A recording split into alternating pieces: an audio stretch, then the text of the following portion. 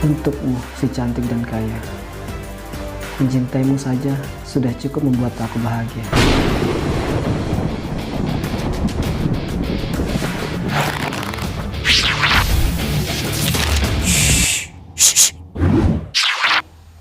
Halo, pada kesempatan kali ini mungkin agak sedikit berbeda dari yang sebelumnya.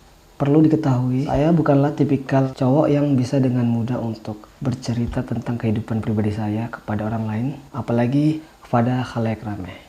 Tapi karena sebuah alasan dan setelah melakukan sebuah pertimbangan, akhirnya saya memutuskan memakai kata ganti orang pertama tunggal, yaitu saya secara subjektif.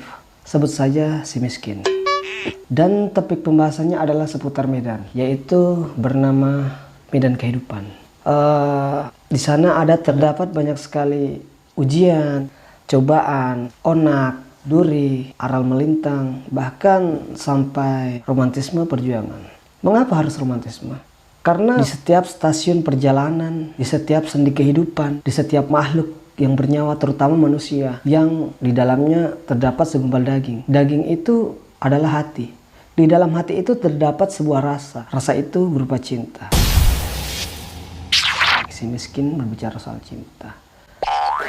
Cinta, hal yang tidak pernah bosan untuk dibahas. Dari zaman nenek moyang Bapak Adam dan Ibunda Hawa sampai akhir zaman. Hal yang selalu berulang dan terus berulang.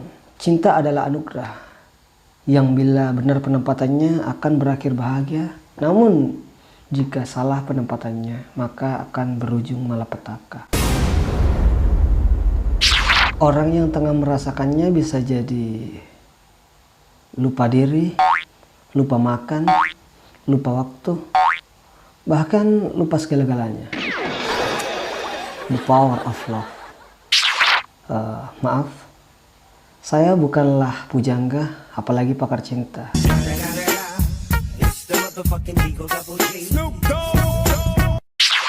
Tapi kata orang, kekuatan cintalah yang bisa menjadikan seseorang jadi mendadak puitis, mendadak romantis, mendadak kreatif, mendadak solutif, mendadak inovatif, dan mendadak whatever. Tidak ada kriteria pasti apa, kepada siapa, dan bagaimana seseorang yang dapat membuat kita jatuh cinta. Dan tidak ada juga yang dapat memastikan atau menjadwalkan kapan kita jatuh cinta atau cinta bisa muncul pada permukaan. Dan sebenarnya begitu banyak nasihat cinta yang pernah saya dengar dan saya baca. Salah satunya adalah jika saya, si miskin, jatuh cinta, jatuh cintalah pada wanita yang sejajar, sepadan, baik dalam segi pendidikan, keluarga, maupun dari segi finansial. Karena jatuh cinta pada wanita yang sepadan adalah jatuh cinta yang aman, nyaman, tentram, dan damai. Dikatakan begitu karena kemungkinan terjadi perselisihan akan sangatlah minim. Sepadan dan sejajar memungkinkan masing-masing pasangan untuk mudah beradaptasi maupun menjalin hubungan dekat dengan masing-masing keluarga. Nasihat lain yang pernah saya dengar juga adalah cowok miskin jangan pernah jatuh cinta dengan wanita kaya. Karena akan terjadi ketimpangan sosial.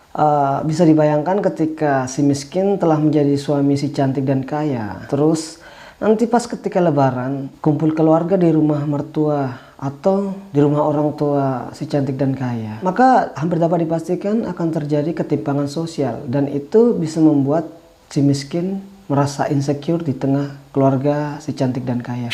Tapi yang jadi persoalan, di mana, kapan, bagaimana, dan kepada siapa hati ini bisa memilih untuk jatuh cinta. Namanya juga gerak hati. Dia adalah raja di dalam anggota tubuh manusia. Lantas bagaimana jika ternyata si miskin sudah terlanjur jatuh cinta kepada wanita cantik dan kaya, seperti yang saya rasakan sekarang ini? Baik, saya akan mencurahkan semuanya di dalam video ini. Iya, harus saya akui, memang benar, hati saya memang sudah terlanjur direbut olehnya.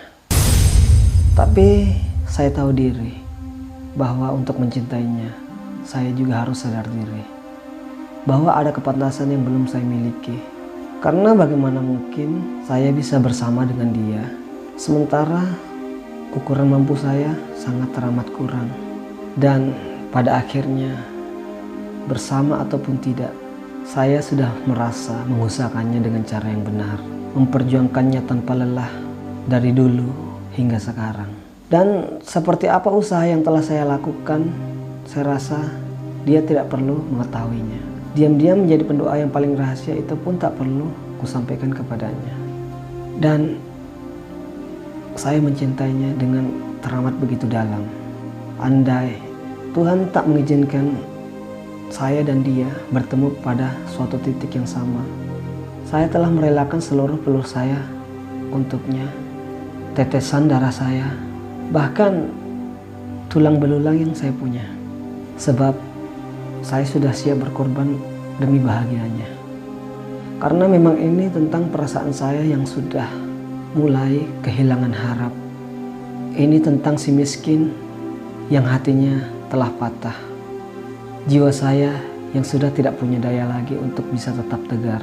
Langkah saya yang sudah gontai tapi dipaksa kuat. Hati saya yang sudah hancur tak berbentuk tapi dipaksa untuk tetap utuh. Cinta bukanlah hanya sekedar untuk harus selalu memiliki. Layaknya ada orang yang kita cintai, saat mata kita tidak bisa melihat, kita masih punya telinga untuk mendengar. Saat telinga tidak bisa mendengar, kita masih punya hati untuk merasakannya.